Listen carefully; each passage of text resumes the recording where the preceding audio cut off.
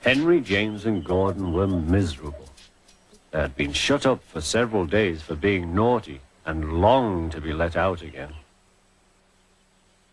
At last Sir Topham Hatt arrived. "I hope you are sorry," he said, "and understand that every job on the railway is important. We have a new tank engine called Percy, who helps pull coaches, and Thomas and Edward have worked the main line nicely. But I will let you out now if you promise to work hard." "Yes, sir," said the three engines, "we will." "That's right, but please remember that this no shunting nonsense must stop." He then told Percy, Edward, and Thomas that they could go and play on the branch line for a few days. And they ran off happily to find Annie and Clarabel at the junction.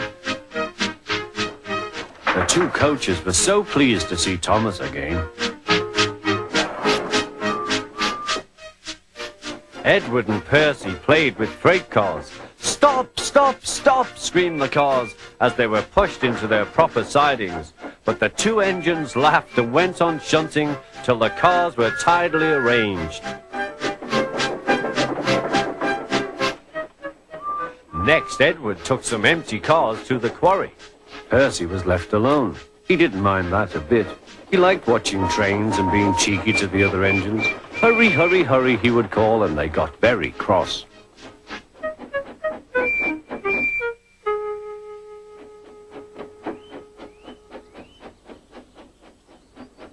After a great deal of shunting, Percy was waiting for the signalman to set the switch so that he could get back to the yard. He was eager to work, but was being rather careless and not paying attention. Edward had warned Percy, "Be careful on the main line. Whistle to the signalman you are there." But Percy didn't remember to whistle, so the busy signalman forgot him. Percy waited and waited. The switch was still against him, so he couldn't move. Then he looked along the main line. "Peep, peep!" He whistled in horror, for rushing straight towards him was Gordon with the express. "Oh!" groaned Gordon. "Get out of my way!"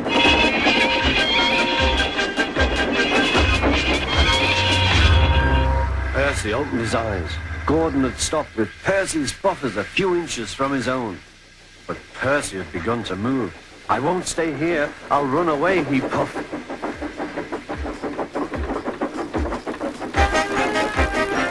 He went straight through Edward's station and was so frightened that he ran right up Gordon's hill without stopping.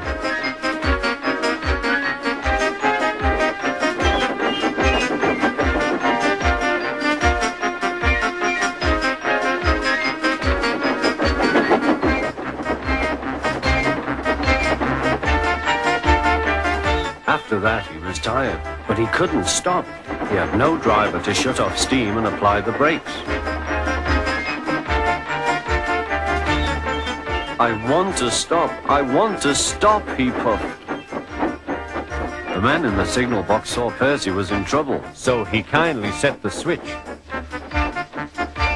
Percy puffed wearily onto a nice empty siding, ending in a big bank of earth. He was too tired now to care where he went. "I want to stop. I want to stop. I have stopped," he puffed thankfully. "Never mind, Percy," said the workman as they dug him out. "You shall have a drink and some coal, and then you'll feel better." Presently, Gordon arrived. "Well done, Percy. You started so quickly that you stopped a nasty accident." "I'm sorry I was cheeky," said Percy. "You were clever to stop." Then Gordon helped pull Percy out from the bank.